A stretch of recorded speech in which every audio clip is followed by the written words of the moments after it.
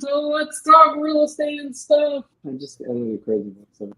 The podcast where we dive deep into the world of real estate investing and explore the random things that make life interesting. I'm John Whitfield, joined by my co-host Brandon, Ted Sysops, and Carlos and more from Investor Views and Carrots. We're in for a fun ride this afternoon as we jump into a lot of random things today. So how's it going, guys? Do you guys, I'm just going to ask you something. I don't want this to come out the wrong way or anything. But how should I put this? Do you guys remember, I remember exactly what it was. It was back towards the end of last year. I was looking at some parks in North Carolina that were a huge turnaround, and I came back to you guys, and I had this genius idea because Carlos had just left a mastermind thing, and I was like, man, and he knew someone who had worked with A&E and all that stuff, and I was like, man, I have this idea for a show. And I said, I would like to call this show Trailer Park Turnaround. Do you guys remember this? I do. Okay.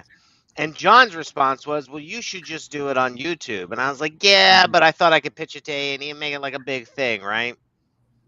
That was all the way back in, I don't know. That was maybe 6 months ago. Yes, it was a while ago. And it was after I left these parks in North Carolina. So I'm perusing Facebook yesterday, and I see a post in one of the Facebook groups for mobile home parks. Check out my new episode release, Trailer Park Turnaround, episode 3. And where does it take place? In the same city that I came up with the idea of, and I brought it to you guys when I was talking about that park.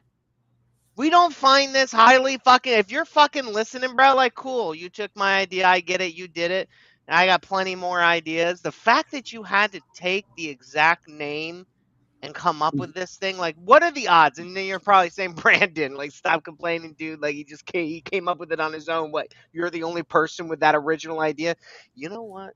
I probably effing am, because what are the odds that you came up with the exact same name and coincidentally happen to have a park in the exact city that I was talking about when I came up with the idea? I find this all very... a bit of a coincidence.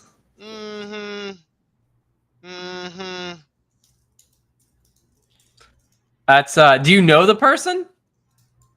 You know... Let's get him on live right now. I'm going to try to pull it up. Do we have some questions for you, mobile home park owner? Yeah, like I think we do. I think he's been on the podcast before. I recognize the last name. Do I personally know him? No, I don't. And I was trying to pinpoint what the YouTube handle was so I could see if they're one of our active viewers too. But I was just like, it's whatever, dude. Like, cool. Like, obviously, like, whatever. Your episodes suck anyway. You have no personality.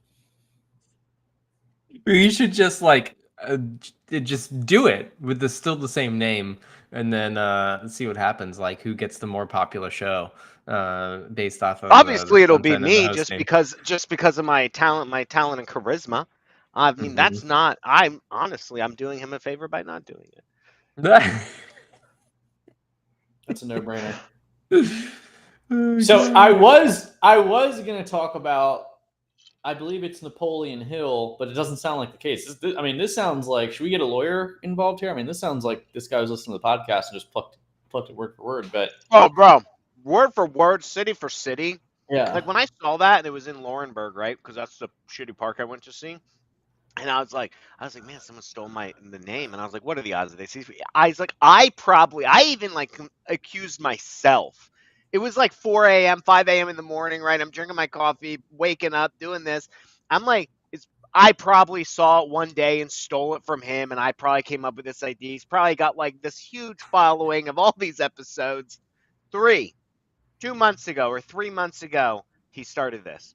And I was like, not many views at all? No, he's got some views. He's got like 200 to 400 views each epi. I didn't catch it. It was on YouTube he's putting it out? Yeah, it's just go to his handles at Trailer Park Turnaround. Like, it's just How obviously long I would. are they? I'm gonna go look this up now. Yeah, Oh my! Don't give him the fucking views, guys. Don't give him the views. Oh god. I was gonna say the principle. I believe it's Napoleon Hill talked about where like ideas get generated and you're able to like kind of take like they can transfer from like one person to the other. But I mean that's a null and void point here. It sounds like from what this gentleman is up Well, to. the park, to make it even more coincidental, the park in question, just randomly, this probably has nothing to do with it, but I had called that park to discuss with the manager about their rent rates, just in general, letting them know I was thinking about buying this park. You know, you just do it. You call comps, right? And I was like, and it's one of the fucking ones that I called. I was like, dude, You called? That's the hilarious. level of coincidence in this is so just high that it's like, all right, dude. Interesting. I won't watch his episodes, but I think that's pretty funny. So, I mean, how's your trailer park turnaround going? How's your life with trailer parks lately? I will say I'm getting quite. So I started. I have a few things on my to-do list of just social media for my brand of mobile home parks, and I've started tweeting a lot recently. Oh And no, I have recently Xing, isn't gotten. it called Xing now? It's always going to be tweeting, no matter what he does. It's tweeting, bro. Xing sounds way too pornographic. Yes, it does. It does. It's just not even. It's not proper. And that's coming from me, so that says a lot. But no, I was just gonna say, like, I've been tweeting about my turnarounds and like my tenant problems and some stuff, and I just started this like a few weeks ago, and like I was doing it on and off for months, but like I was like, man, I'm just gonna start like telling stories, and I did, Mhm. and I've been gaining followers daily, and I'm like, people are actually reading this shit. Like, this is not like this is easy. I just sit at my son's karate while I'm watching him typing up whatever bullshit happened to me today, and I'm like, Here's what it's like so to be yeah, a trailer park owner. it's coming. They're coming. They're coming. I can't wait for us to close on this other one. But yeah, Yeah, I'm excited for you to um, close on that one too. That would be quite the adventure to have it sealed and dealed. bro. Papa P, I'm not. I don't have a lot of confidence in this. I'm on this guy's YouTube page. It's come on. We need to get Papa P with a show in here. Yeah. I I think mean, it's funny is that he says he has 19 videos, but only 4 of them show. So he must have had some early stuff that he's not like. Oh, they're shorts. Okay. yeah. So he Interesting. had some other, but like, it's just. You can do it, Papa P. I believe in you. What do you think? Likewise. You've had enough I know, experience with right now, that's 110 not. episodes on camera to talk at people and be entertaining. Are we at 110? 110, yeah. Yeah. See, that's the difference, right? Like, we may not have a gigantic following, but like at the same time, the consistency, like I look at a lot of YouTube people and it's like everybody starts off, and I know like just personally, like just some friends in the industry, everybody starts off strong with their podcast and it's like, guests, but then the things fizzle out. And it's like one thing that I think makes us really great is the fact that like it's in our calendar and we do it. Mhm. And too many people make an excuse as to, like, Carlos travels a lot. He's always got masterminds. John, you got a lot going on with your business and stuff. And me, I'm either at a park or something, but we always find time to say, well, let's pre-record, let's do this. It's a thing. And that's just success in business. And it's why we're all successful. And it's just, but I see too many people and it's like, you're going to have a YouTube channel and you release one a month or like one every 6 months. Or you do it really like for a month and then you teeter out and then it just sits there.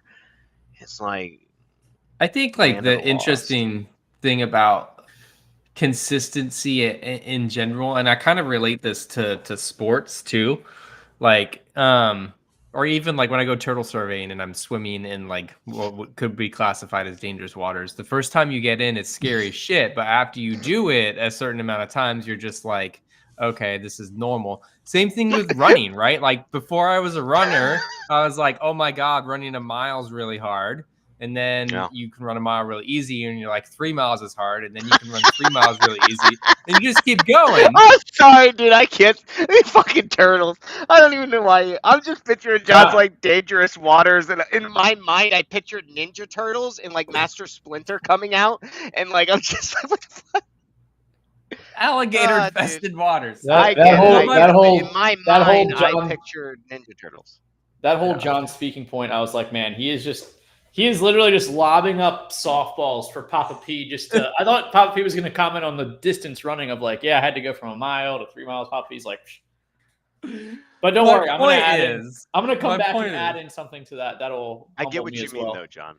I get when you're consistent and you do it for this amount of time, even though we may not have that many followers, we're practicing a muscle that we all can utilize for the rest of our careers to say that when you do something and you do it with intent and purpose and you stay consistent at it, it's easy. It doesn't seem hard. It doesn't seem overwhelming. It seems achievable. Minimum point here is I just get to talk to you guys. So, you know. Exactly. It's a good way to end the week. Are you guys cold plunge guys? I've not done it. The most cold plunge I've done is like jumping in Springs here in Florida, which is 72 degrees, and then turning on the shower for a cold bath. I would like to try the ice cold plunge. Have you done it? I did it. No, I did it by necessity for like 2 years. We had no hot water in the house for like 2 years. That was my cold plunge every single day of my life, like every single day. Cold shower. Do you still take cold showers? Cold shower. No, we have a hot water heater now. We fixed the basement because I have this. It's a long story. And then like money was tight back then, and it was just like I was investing in the business, and I kept rationalizing why I wasn't doing this water heater. And then, and then it was funny because then the cold plunge became a thing. So no, Carlos, I've never really given it my stuff because I have PTSD. It is something that I respect. When I took my daughter to when I took my daughter to Auburn, their gym, they had 3 cold plunges set outside their gym, and all the college kids were like lined up, and the bros, bro, and they're jumping in and they're chit-chatting. He's like laying there. It's a thing, dude. Like they even have it in college now. And like, I was quite surprised when I saw those tubs there and all the kids surrounding it lined up for next dibs on the tub. Do you have one, or are you thinking about putting one up in the condo? Papa P, I don't. I'm not thinking of putting one in the condo. There is the gym that I go to in the neighborhood here has one, and one of the reasons I joined the gym, it's sauna, it's cold plunge and hot. What's the name of the gym? Right next to Anatomy. Oh, never heard of that one. It's a chain. I don't know if there's other places. But there's 5, 6 in the South Florida region.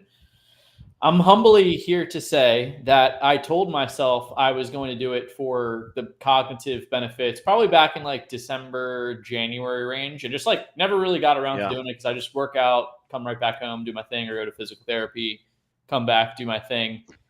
A buddy of mine, I think I mentioned, from DC, used to be an InvestorFuse customer.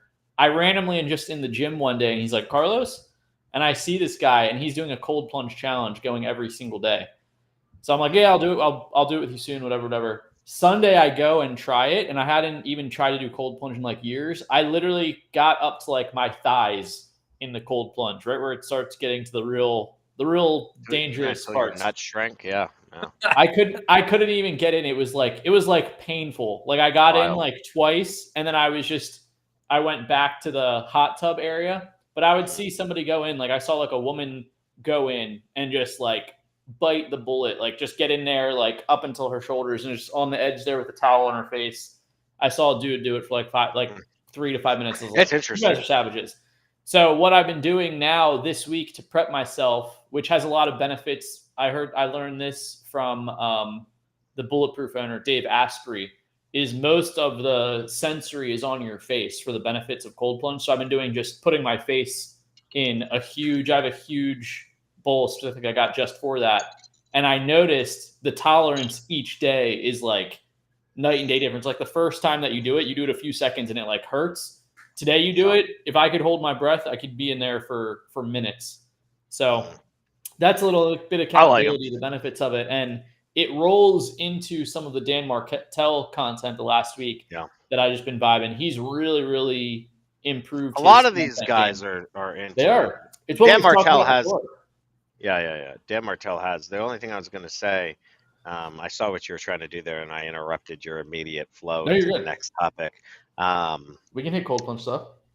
But I was going to say, so on the rebuttal to what you said, and I have no other data than just the people I've seen talking about it, and it makes sense, is the fact that the cold plunge thing took off to a point to where everybody says, well, you got to stress your body, you got to do all these things and all this, and it helps you. And it's true. And a couple of people have come out that I've seen, and they say, yes, that's true, but when you do it every day, you mess up your body's natural response to stress. And it's like you take it to a whole new level. It's one thing that the benefits come. The benefits, and again, I have no scientific evidence or done heavy research. I'm just, the basic logic makes sense to me. And they were like, the benefits come when you're doing it sporadically or every so often. You're getting a lot of the benefits from it, really shocking your body. But some of these people, the influencers of this niche, are really taking it to like a whole extreme of like every single day, multiple times a day. And they're saying that there's a lot of negative consequences that could come from that as you change your body's natural response. And like, I think it's very interesting, and it kind of makes sense. I don't know if I would do it every day anyway, but like, doesn't Dan Martell do it every day? Every day. Every day. It's funny because he used to be I remember when I first started coaching with him, 5 years ago, probably 5-6 years ago. Yeah. He was a hot tub guy. He'd go work out and then get in the hot tub. I would love them. And read in the hot tub. I would love all of them. I want but now he cold plunges every day. And he does red light therapy. That's like one thing I haven't looked at, but I see Dave Asbury talk about red light therapy all the time. Oh, there you go. I went red light on you. What I was going to say, the reason why I asked you about the gym is because that is something, so for real estate purposes, to bring this full circle, joining a really nice gym is like the equivalent of a country club because a lot of people can afford that. So when I lived up in DC, it was a bit of a drive and I did enjoy it. It was called Lifetime Gym. It is, and I think we're getting one in Orlando, but again, too far of a drive. But like Carlos, I would highly recommend like either that or something very similar. This place was like, I don't even know how to describe a fun house of not just gyms, but restaurant, like, little cafes. It had steam, sauna, fucking, and cold therapy wasn't existing back in 2008, but you know what I mean? Like, they had it all. And I was thinking that's the only way I would go back to a gym, bro. Like, if I don't know the one you're at, but like if there was all of that and it was expensive and like you knew that like I'm going, there's a pool, there's everything there, and you're like, I'm going not just to work out, but there's all this other stuff I could do. But the people that are there are high earners and obviously focus on like bettering themselves. I would do that. But in Lakeland, we have Gold's Gym and like My Fitness, it's just like $29 a month clubs. There's nothing there but a locker room and equipment. So, but Miami's got to have something like that. It's actually crazy, even like just thinking about it. So one, it's nice. It does have all that stuff. I need to utilize it more. It has steam room, sauna, cold plunge, hot plunge, like just all in the locker. In the locker. No, it's co-ed. So it's like each locker room you go out, and then it's co-ed. You could. Oh, okay. It's in the back there, so it's really, really cool. But yeah, the people that you run into. An Investor Fuse guy was just hearing our conversation on real estate. Joshua Henderson, if you happen to be watching, you should get back on Investor Fuse. But he was at Anatomy Gym in the locker room. So anytime real estate comes up, I don't know. It's like, it's almost hard when you do that. And then I mentioned yoga too, where you see people from the same spot. Like even this week, I met someone at the gym, but saw them at yoga, and they end up being like a high-end luxury realtor here. So it's like every single day you're like meeting people. And I was actually talking at coffee. How much is it today? A month? 200. There you go. Yeah. Like I mean that's something that I probably would definitely think twice, like younger Brandon, not the Brandon today, obviously, who knows the value of networking.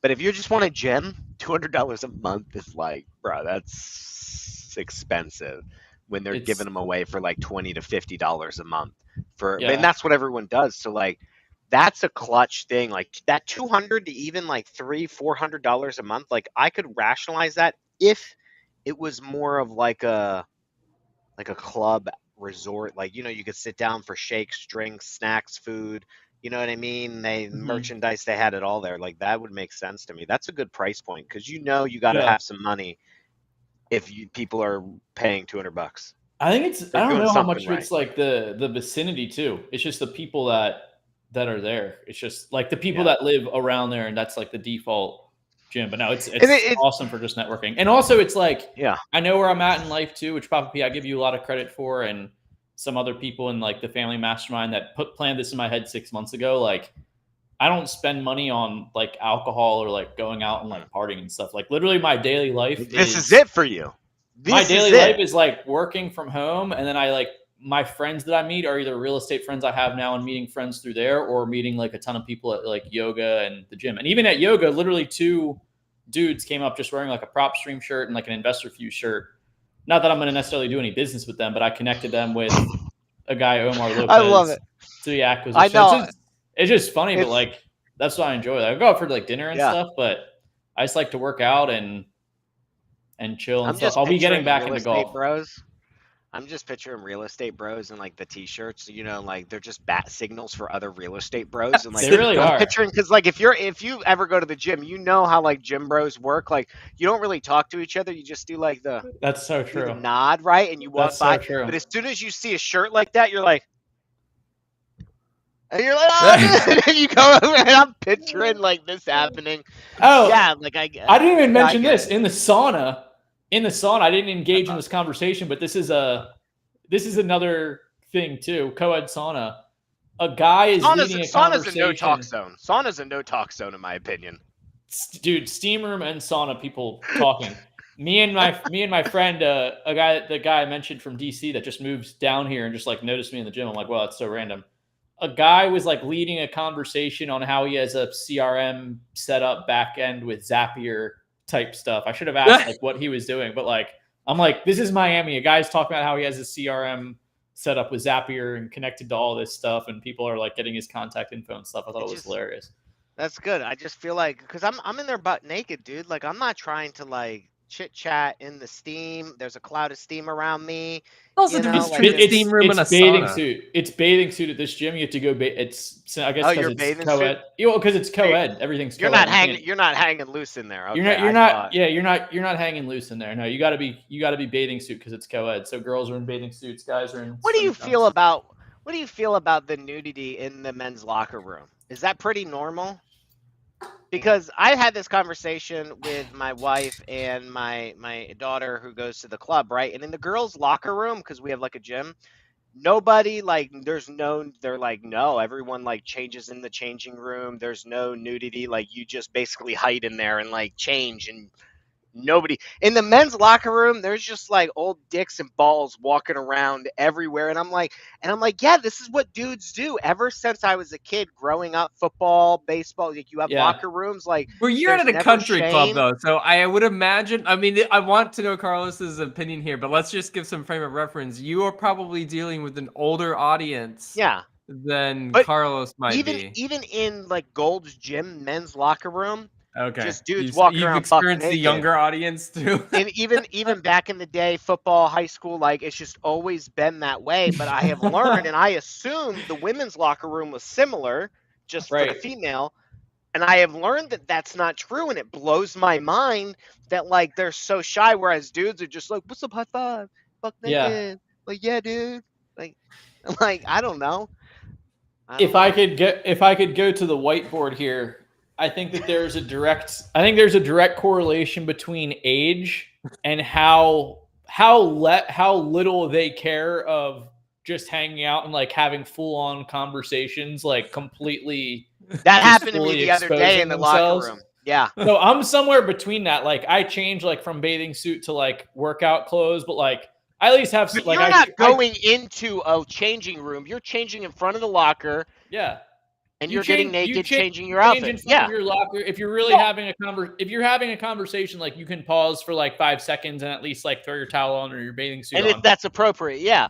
The But generally, old guys, like yeah. just to go back here really quick, the older Yeah. that you are, the more that they're like in your face. Yeah, that happened to me, literally, they're more comfortable the less clothing that they have Dicks on. out, Will literally balls just, out. like, they don't want care. to just They're be just like right in your face like that. It is Oh, crazy. God. There's It just is. not It is. that, like the gym that I'm at. There's just not as many of those old people. The previous gym, like in Baltimore, or I guess even 2 gyms ago in Baltimore County, there was more old dudes, and they'll be just completely in the sauna having a conversation, just completely out. So And no, that's what it is. It's interesting. I'm okay with it. Like, listen, I am pro doing what you want to do in the locker room. That's what I feel it's for. I feel like I was shamed by the females in the house, saying that the boys' locker room, that is not appropriate. Why do guys act like that? That's so disgusting and dirty. You just walk around. And then they're asking me, do you just sit down on the bench while you're changing naked? I'm like, well, what's the bench for if I'm not sitting on it? She's like, she's grilling me, and she's like, so then like your butt's touching the bench. I'm like, I don't understand the question, because how else am I getting changed if I'm not sitting down? And yes, occasionally your butt may touch the bench, and you have to acknowledge that there's other butts that touch the bench. There's a lot of butts on the bench. I was blown by this. And then, the other week, and then this has happened a couple times, and this guy he's just changing, and I'm changing. I'm putting my pants on, just pulling them up, and he just turns around full frontal, and we're just having this convo about like business, and he doesn't even attempt to change. He's now just standing there. He's now just standing there. He's old. He's retired. He's a old financial advisor, retired, got, very well for himself. He's got the pot belly. He's tan, so you can imagine this body style. You know what I mean? He's just standing there, full frontal, hands on the hip, just talking to me. And I'm like, I'm eyes locked on him. I'm like, you're not going to get me, bro. I'm going to look straight at your eyes. Don't try to trick me. Right. That's so funny. Yeah, I mean the bench. I mean you're not hand rolling sushi on there. I mean you're changing. You're sitting down. You're getting in and out. But yeah. I mean I'm typically just face locker, get changed. I can wait a couple seconds to have conversation if it's dire need. But that's the move too. You got to go full. You're right about the age thing, though. You got to go straight eye contact. If someone tries to hit you with a power move, that's like a Trump move. Like he's gonna shake your hand hard and then that was a power move. Like girls don't understand. What he did to me was a test, and I passed that 100%. test. Yeah, no, that was a test. I passed it. I didn't break. My voice didn't break. There was no lost eye contact. There was no hesitation in my conversation. I passed that test, but I knew it was a power move. That's like the double handshake, like you were saying, like where you double, you're like, that's what it was, bro. He takes a look at like your packet for like raising money on like a mobile home park deal. He's like, all right, just dot my I's, cross my T's here. The return looks good. The credibility looks good. I'm going to reach out to your referrals. This is the last thing I need to hit him with. He needs to make sure that if he was to invest with you, his money is safe with a nice safe and alpha. secure. Yeah. That's a lot. That I can stay focused. He wants to maintain that I am focused no matter what pops up, that I can handle the stress. Right. Do you think he wants to put $500,000 with somebody that's going to lose eye contact in the locker room? No. If you make a very good statement. I know we're joking. I'm serious. Oh man, we lost Papa P. RIP to Papa P's audio. We'll come back to that. I know. Dan Martell content, though, it's interesting. We've talked about Hormozy. Hormozy is very strong of the opinion of like, don't do a morning routine. Like literally wake up, rip coffee and nicotine, and just go straight into your deep work. Don't take meetings till 11 o'clock in the morning. That's literally his thing. Is don't take does meetings Hormozy promote nicotine? Yeah. How like patches for like the patches for like focus and stuff. But Dan Martell says one of a good video is just his morning routine, which he cold plunges every day. Recent science says 11 minutes per week is like where you want to be at. So if you're doing that daily, a minute or two a day or a couple sessions, that could work. But yeah, I think you just got to find what works for you. And what always comes back to me is being a a pretty reflective guy. I think you need to have something that lasts a certain amount of time, going back to John's point of consistency. So at least roll like, hey, this is going to be my routine for the quarter. And then you go back and see where was deficient. Can I trim something off? Should I add something on? So I think a routine should be something that's always evaluated with some type of rhythm. And then you add, adjust, remove stuff from it. I like it. Yeah, I think I watched that one with Dan Martell. I thought his comment was funny of like a $1 million like business owner and he's drinking water straight out of the tap. Is that the one you're talking about? Yeah, he takes the supplements. And it's interesting, the term influencer too. Papa P back with us. The term influencer, I even like just talking about, like Papa P talks about how sometimes he'll buy products off of like Instagram or social media or stuff, which a lot of people do. I got the NMN supplement from that video. What's NMN? Hang on, that's longevity. That's a great question. Longevity and has some nootropic qualities to it. I'm looking at Roe. So Eric, there's another dude that I follow who's been preaching it. He's got a couple products, NAD and NMN or whatever, and I was looking at that, of getting something like that on a subscription basis. So I went down a little rabbit hole. Hang on a second. The next level, John, to what we're talking about. John walks away as I'm. No, you're good.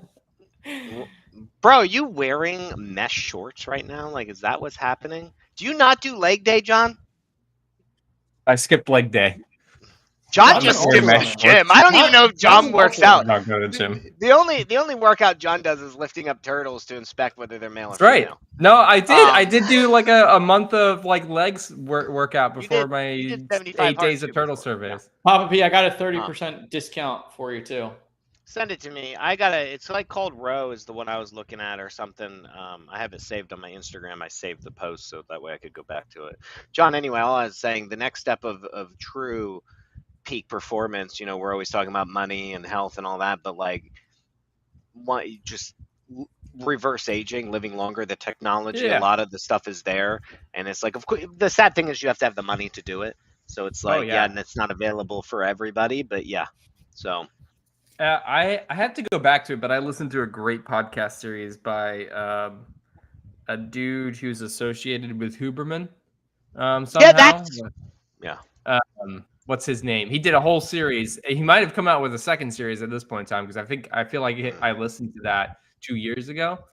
But it was really crazy. His like longevity, like fitness, like eating. He did 6 episodes all on like different things. He's a Harvard scientist who's been studying like longevity for his entire David career. Sinclair or somebody else? Yes, David Sinclair. Thank you. Yes, that's a good series. For anybody that would like to learn about longevity, just go search David Sinclair's podcast. He is. So when I went, funny that you bring that up because I was going down a rabbit hole to NMN. And I'm like, I remember people like Gabe Garcia, who has good stuff, a big real estate guy, who hasn't been as active on social. But I remember a couple years ago, a lot of people were taking the NAD. So I went down a rabbit hole looking at the NMN, and there's also, which is harder to find, and there's also I'm going to butcher the first part of the NM, but there's a ribo something on the back. So the NMN is the best precursor to actually create the NAD. Some people, research that I look through, maybe 10, 15 of just Googling and looking through stuff, Sinclair is one of the guys that says the NMN is better to take than the NMR because it breaks it down and you're eating it in such a way that it is like the best for actually producing that dude knows NAD. some shit. Yeah, that guy knows. I love watching. Huge fasting guy. Huge fasting guy. Yeah. He looks young. He looks young. So I feel like whatever he's doing, I need some of it. 5 or something. Yeah. But Papa P, I shot you the link with the discount code. I shot you back a link. Oh, okay. But yours is NAD. We just said that you're not supposed to take NAD. No, NMN. Oh, Papa. No, what Papa P said. Plus. I sent you NAD Plus in a liquid form instead of a pill form. Anyway, Dan Martell is definitely coming up with this stuff. And, all these guys, when you hit this certain point, they're all focusing on their health and stuff. It's just tough as a young entrepreneur to be worrying about those things when you have so much on your plate, starting your business, sales, hiring. Like it could be very stressful. A lot of these guys never get lost. All the stuff we're talking about, everything comes in stages. It all comes in Yeah. stages, right? You can't Good. do everything. You can't do everything like, nobody was healthy. I would dare you to find me one successful person, like ultimately uber successful, that was healthy on their path to success. None of them. It's not possible. None of them. None of They've them. all had like something. Yeah. And it's But interesting because once you like I think a lot of people get mixed up in like looking at these influencers and they're like, I have to behave like this influencer now. So they're like, I've No. got to go to the gym, I've got to like do this cold plunging. Which is That's why I kind of like Hormozy. Hormozy is just like Yeah, wake up and go I to was work. about to say, Yeah. and people give him shit about it, but it's what I've been saying too. Is it's a Mhm. crock of shit. Nobody sits there journaling every morning while they're trying to become successful. It's like so. That's when you're Hormozy is like you're trying to reach the next level. After the you have some next success, then you're level. trying to go And now next you're up. trying to hone in. You're a Yeah. millionaire. Your business is stabilized, and you're like, okay, now I can really think, and my thoughts will make me money. Like, how can I like really organize That's why all I this? don't go to the gym. I'm not trying to get to the next level yet. I'm still working on level 1. I'm just I'm level 10, bro. Ready to go. I'm the only like in shape person in this fucking gym, and like people like there because I you're am with there like with a bunch of old people. I live next to a country club too, and I've been telling Shannon, I was like, we should probably go over there and see, because it's getting to summertime. We don't have a like pool, and there's a yeah, pool there. I'm like, the kids would love to go swim there. I was like, let's go see. you should But I'm check it also out. dreading it. I'm like, what is the cost of I this love dumb these. country club Well, membership it's gonna gonna be be? expensive, but it's worth it. Like especially if They they have have just like a amenities. fitness only one. Is that what you're doing at your country club? No, I mean it's a full on country club Okay. for I what mean, it there are is. different membership levels, and they have one that's Oh just no, fitness we and don't access have to the no. pool. It's just like this is you're a member. You're not a member. Yeah. We don't have that. It's not like a golf course thing. It's just on a lake with the pool. Oh, the okay. There's no amenities. golf It's course. This is a golf it's more of course. like entertainment type stuff. You know, you go there, Got you it. mingle, you network, hang out, family. But yeah, it's Hang like with all the Silver public Sneakers people. Hour. Yeah. Yeah. Yeah, I know, right? What was the other thing we were going to talk about here? I had to scroll past all this NMN links now to Oh, go to dude. our So list we here. had We have a few yeah. things, Buckby. So this voice AI thing. Yeah. I've been maybe That's it pretty happened cool. because we talked about it on Tuesday briefly, but I got more and more ads. I think there's Mhm. actually no shit, John. I know you just wrote it in our list, but I was going to pull it up, but I'm pretty sure there's actually a screen handle for the software called voice.ai. I'm pretty sure somebody has that, and that's what I got because there's a That's couple funny. softwares out now where it's Mhm. like, and they make the calls and like it sounds legit, and the ad itself on Instagram is of like a mock call type thing. Yeah. Couple things though, and the timing of the conversation is off. bad. And yes, although there's humor to it and like you could tell they're trying, it's still not. It's kind of like that fake type of humor that you could tell like on a real person. Personally, my belief on this whole thing, and then I'll let you go, John. You know my stance. If anyone listens to this podcast, is like, bro, just do the work. Like, use AI and a lot of this stuff to do all the other stuff, the menial stuff, the writing, the automations, all that. But like, spend your money on your salespeople. They're like, sales is the lifeblood of your business. Like, looking for ways out. I don't know. So I'm torn on it. I feel like you'll never get the full benefit of a real salesperson compared to a robot AI, at least at today's time frame. Yeah, I mean, so the way that this originated is the other co-founder, besides myself, of Investor Fuse said, "Hey, I want to try this new voice AI out. I'm going to send it to your phone, John. They're going to call you." So I picked up the phone, and he did say ahead of time, I trained it to sound just like me. I'll tell you this: it was pretty unnerving how accurately it sounded just like him.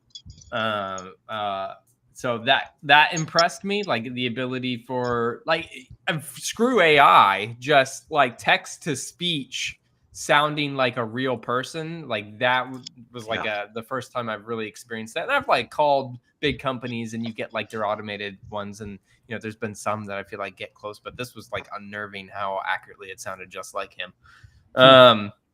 And then, he asked me some questions and I'd answer, and there's always like a giant pause between when you when I say something and I'm waiting for the AI to respond. So I definitely don't think like the technology's there. And I know why, right? Because it's like it has to take the speech, convert the speech to text, put it through AI to then determine what it should say next, and then it then has to convert the text of what it's saying next into sound. Which you'll get better with time and technology. Yeah, it always will get better. But I'm in the same light as you. Like I see too many issues coming up with that type of conversation to put it in a dynamic sales situation. I see its usage for like appointment reminders, customer service, like getting information, like almost navigating the internet, but through voice to try and answer. But to do like outbound sales on that, no. I see. I don't even. I would disagree with cold calling too. Like, yeah, that's what I mean. Outbound, yeah, cold calling any as well. Lead gen, like, yeah, I would. Yeah, I think there's a place for it for everything you just said. I agree. Yeah. But like, yeah, and you know, maybe I think there could be an argument if anybody in the real estate space was to say, let's make an argument, maybe cold calling, because you could say like if I was to take a $4 an hour cold caller, and put them up against AI, maybe the AI's results are equal or a little bit better, basically because you're paying cheap talent to be on the phone with people. You know what? I might retract my statement. That's a valid point. Comparatively to what you're getting for that price, like depending on how much this is, right? If it compares, so now it comes down to dollar value, because if you're saying my AI software would be equivalent to paying somebody $10 an hour, well, at that point, my talent of my cold caller will probably be better than my AI person. But yeah, at the $3 to $5 range. But hey, there's no burnout. There's no burnout with AI. When we talked about it on this show, that's the interesting thing with your cold callers. Like they're dealing with a shit ton of stop calling me, get the F away, don't ever bother me again. Like AI is not going to get burned out from that. It only gets stronger and stronger. It only gets stronger and stronger. 100%. So I mean that will be interesting to see how that plays into it. But at the same time, like that space, that gap, I'd want to play with it a bit more, because I'd be curious. Like I say something and I'm waiting for the AI to respond, and then I want to like blurt out something else before it responds, and like what happens? Do I mess it up? Do I screw with it? Yeah. It will be interesting to see how that technology evolves. But it was impressive. I'll give it that, for like that type of thing not existing a year and a half ago again. He's fine tuning it, and then he's working. I think he's gonna try and create it in some kind of product. The interesting thing, like, and I've been exploring this myself. I've been spending a lot of time with like AI development. Most of these tools are just like using APIs that anybody could use with ChatGPT, like OpenAI. Like all of it's there for anybody. You have to be a developer, obviously, but it's very interesting how many middleman SaaS softwares are coming out right now around AI to just like make the API experience into ChatGPT and CloseBot easier. Like, what's the back end of CloseBot? That's what everybody's using. Yeah, so everybody's using that and selling it. Like Papa Pete would not laugh at the people, but there's a lot of people saying we built our own AI and it's just CloseBot. Oh, okay. So that's what you're saying by middleman is so it's white labeling. We're talking white labeling. I don't know if it's a white label. I would call it what can I? Like smartphone. Smartphone is using Twilio APIs, and they built a SaaS product out of that. They are a middleman software. They're making the ability to use a Twilio. A very functional, detailed API of Twilio, and they're putting it in a user-friendly format for real estate investors. And so that's what I would say 95% of the software out there for AI right now is doing exactly that, is being a middleman software and there are parts of it, and like CloseBot as an example, like has built the ability to influence the AI via its prompts and machine learning and blah, blah, blah. Like a Go High Level is what we're saying. Same kind of concept. No, Go High Level is different. I mean, there are like no.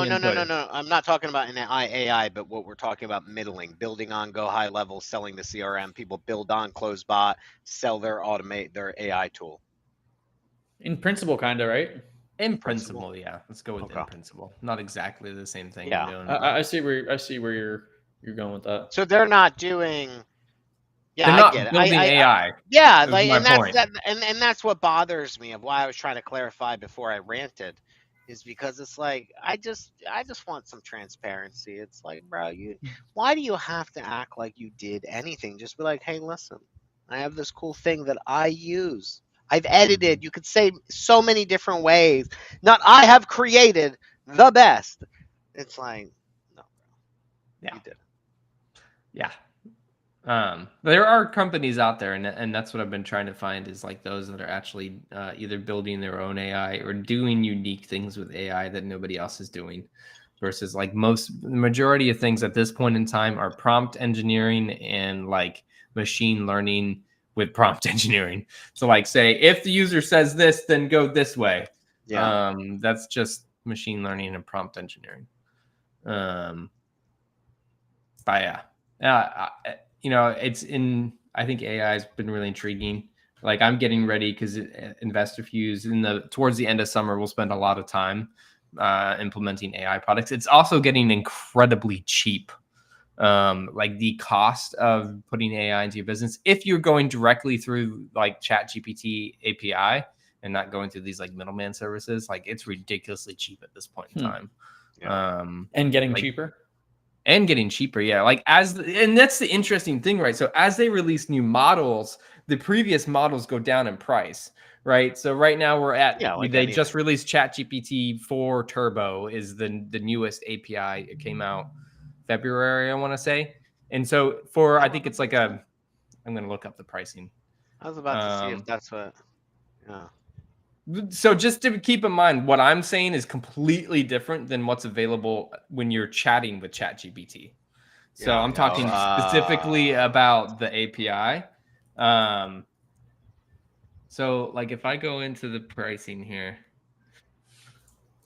so ChatGPT 4 Turbo for 1 million tokens, right? And that's how they judge how their usage is the messaging back and forth. It all equates into tokens is $10 an input, and then for output $30 for 1 million tokens. If you go back to ChatGPT 3.5 Turbo, which is the previous version, 1 million tokens in is 50 cents. 1 million tokens out is $1.50. So GPT 3.5 Turbo can accomplish the majority of tasks out there. Like you want to use ChatGPT 4 for complex things and specifically for like having bigger payloads of information coming into it. But if it's like, I want you to take this piece of information, this like large text, and then come out with an output, like use ChatGPT 3.5 Turbo, and the cost is negligible, like ridiculously cheap. And if you're going to profit off of it, that's an ideal thing, right? Because you're using right, it, and that's what a lot of these like intermediate softwares are doing. Is they're just like they're taking what end users think to be a pretty cool service, and ultimately it is. But yeah, their margins are incredibly large. So Dan Martell, going back to Dan Martell, and we've talked about this before, he is maybe the preeminent SaaS mentorship type of thing, at least that I know of, or I would say is in my world. But he says that anybody who white labels, because I would kind of throw this into a white label bucket, is not a true SaaS product. 100%. Does that fall under that category? Because I just feel like that's maybe not, right? Because if just because you didn't create the ChatGPT algorithm or that's AI not white model, labeling. No. Yes, but so I guess okay. So I said that, but I was going to ask. So knowing that he says that, and how we're doing this ChatGPT or like real estate people with CloseBot, is there value to those companies then? Like, could somebody using whatever they built on CloseBot or something they built on Chat, does that become a valuable enterprise? Yes, I 100% think it will be a valuable enterprise because the alternative is you must have somebody like me and a developer who know what they're doing to take your idea and turn it into reality. So yeah, I do think there's AI. Yeah, so I do think there's like absolutely like is a lot of room for these let's call them middle players, not white labelers, middle players where they're using Chat GPT API and they're creating a service, and they're specifically like finding problems and solving them. So like they're solving the problem before you even realize it's a problem. Now, I still think there's massive opportunity for AI consultants / like programmers to be able to go into a business and say, I can save you this amount of money by doing this with like Chat GPT API, and the cost will be negligible to you, but it can effectively replace X employees. And that requires a deeper level of hand holding and navigating and building than like coming to a middleman service and trying to implement it into the business. And maybe not on like when we think of business, maybe it's not as relatable at our level of business because we're mom and pop businesses, right? 1 to 10 million, 1 to 20 million. It's a very minute type of business in the grand scheme of this. But consultants are like an everyday thing in these large organizations. So you got these large consulting companies where now they're going to come and hire on somebody who specializes in AI. So now their existing customers, when they are already paying these large consulting, their retainer fees or annual fees, on top of all the other services they provide, guess now they have an AI department. And they're going to be like, yeah, we can now consult you on this, and their billables go up. It's like consultants are like lawyers, right? Just for consulting on your business, they're charging per the hour. Now, I guess you could, but I was going to say, could somebody with a $5 to $10 million business really afford to hire somebody like that to do it? And obviously the answer is yes, you could afford it. Is it something that is common, or most people at that level are say, hey, I'm going to go hire this consultant to do stuff like that? It's usually kind of for the bigger players in my mind, right? Like these consultants who do stuff like really implement saving time and money. Yeah. I agree, but I think there's a lot of room for people to come into these smaller size businesses and say, if I can increase your business by X or reduce your expenses by X, you will then pay me Y. So for somebody, so somebody who's not charging by the hour, but is like going in to effectively solve a problem, has proved that they can solve the problem and brings around a serious amount of change, which I think is not only possible. There's other areas where serious change could be, but easily possible in like, you can effectively replace employees at doing certain tasks using AI in a business. And I think there's room for that to start happening. And so it does happen on the mid-level business too. And I think it takes definitely on the mid-level.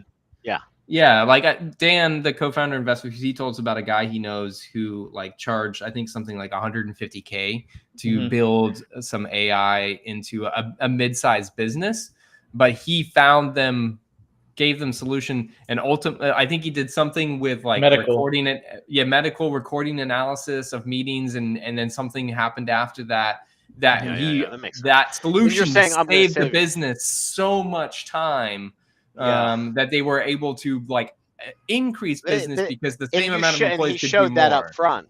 Yes. So there was and it's funny, it's like I feel like fucking deja vu, but it's like, so I was watching this thing and the question was posed, if you had to make $1 million, and I maybe it was 5 million, but let's just say $1 million, right? $1 million in the next blank days, whatever day you want to throw in there, 90 days, 120 days, what would you do to make that money? And like I started thinking of like all these things I could do business wise. And the guy said, this other guy he was interviewing said this, and he says, I would go find people like you and work for you. And I'm ad-libbing now. And he's like, what do you mean? Like, how is that? He's like, see, you guys have the hard job. You have to worry about all of the paying the bills, the doing this, hiring the people, figuring it all together. I'm going to go to you and say, if I can increase your blank sales, bottom line, whatever, X amount, I want 5-10% of your net or your gross or whatever it is, right? And I thought about that, and he gave some examples. He's like, if you're doing X amount of money and I say I can increase it to this and I want 5% of that, and I can make you another 10 or 20 million dollars by doing this, depending on the offer, the ticket. And I was like, man, no one really talks like that. And that's what John's talking about is like you come in and you say, hey, listen, like I want $1 million or I want 5%. You're at $1 million now, if I can increase your revenue by implementing this to like $5 million annually in the next like 12 to 18 months, I want blank percent of that revenue, the delta. And people would happily do that. But nobody really talks about that side of the business. Everybody wants to be the guy starting. And I thought it was funny how he's like, you guys have the worst job.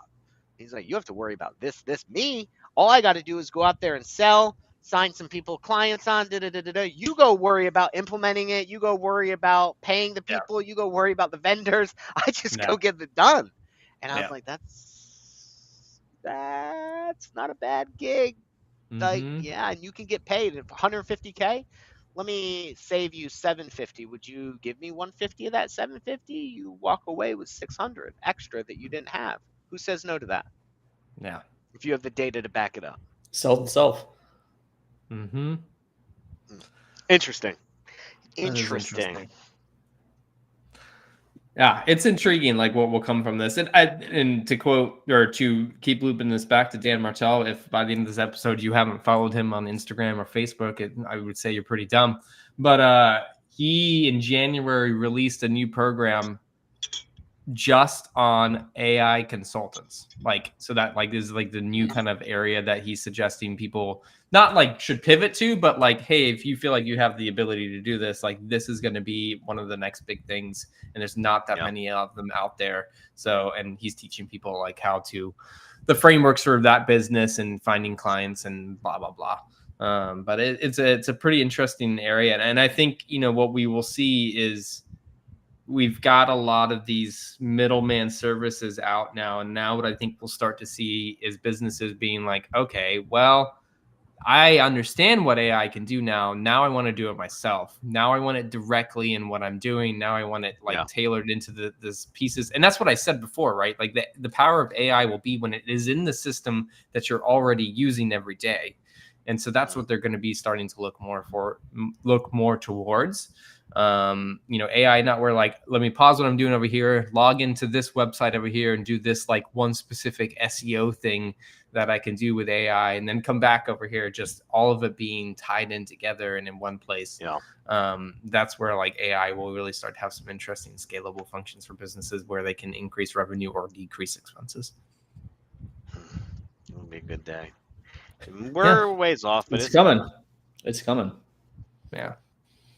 It's coming. Yes, Watch Terminator 2, watch The Matrix. Yeah, right. I always say iRobot. What's the movie with Will Smith? iRobot. Oh, it's iRobot. Okay. Yep. It's definitely iRobot.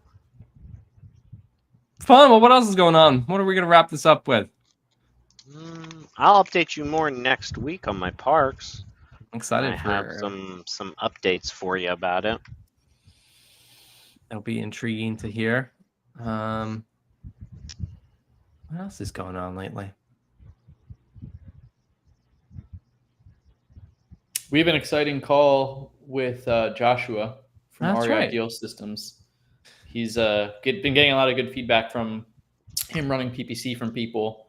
He's also an Investor Fuse customer doing his acquisitions out of IF3, which is awesome. But we're meeting with him just to get some feedback from a lot of people that are heavy PPC and how they're using the system. So I'm pumped for that call. We could probably report back on next week. Ooh, that'd be interesting. We can call that PPC in your CRM. Yeah. I like it. All right. Well, let's do it, guys. I thought this was good. Learned a lot today about AI, about nakedness in the gym. Covered it all. We are well informed on a multitude of topics after coming to our Friday show. Lock and load. I'll keep you guys up to date. It's for gyms. Just for the record, I will be investigating the country club that's just down the street. But there's also in Gainesville a gym that just exists in Gainesville, and it's like massive. So I wanted to go and take a tour, and I'll see if they have some. Check that out. Figure out the name. Let me know the name. Yeah. But let's to wrap this up. What's the difference between a steam and a sauna? Steam room is steam, and it's also like steam room is going to be more intense, hotter. Yeah. You're not able to stay in there as long. It's a different steam is hotter and wet, and a sauna is dry and just warm. Yeah, steam will clear out especially if you put some eucalyptus in there. Like a steam will definitely clear you out. Sauna is going to empty you out, if that makes sense. A steam room. Think of a steam room. What's coming to mind is I don't know which Star Wars episode it is, but Luke Skywalker and Darth Vader fighting in one of the scenes where there's a ton of analogy. That's it's what it looks like when they put steam in there. It's literally like no, that. but I mean, what it does to you is like you're clearing out your sinuses, all your stuff. Like you're breathing in this wet air moisture, and so it's different. Yes, you're sweating, whereas a sauna, it's like you're not breathing anything in. You're literally trying to catch your breath, and everything's pouring out of you. So it's like emptying. You know what I mean? The steam, you're taking the steam in, which is why essentially Darth Vader and Luke Skywalker fighting. Anyway, we'll leave it to the audience to decide. The last thing I'll end on my end that I thought of in the moment but didn't think of it until now is the first Publix commercial I saw, and it was someone making a sub and a cake. It was like a very fancy, very glamour commercial, and it said Publix right at the end. But they're going for like a Whole Foods type vibe on their TV commercial, and I was like, "Have you really never seen a Publix TV commercial? Wait till Thanksgiving. I guess you don't have regular cable, but I have regular cable, or YouTube TV has all the channels. Oh, it does have like regular. I only put on sports channels. Publix is known for their Thanksgiving commercials. Gotcha. You'll see it when you get there. Gotcha. Cool, guys. Well, this is a fun episode. Rolling through April here. That's right. And we'll catch you next week. Sounds good, guys. Lock and load, guys. See you around. Lock and load.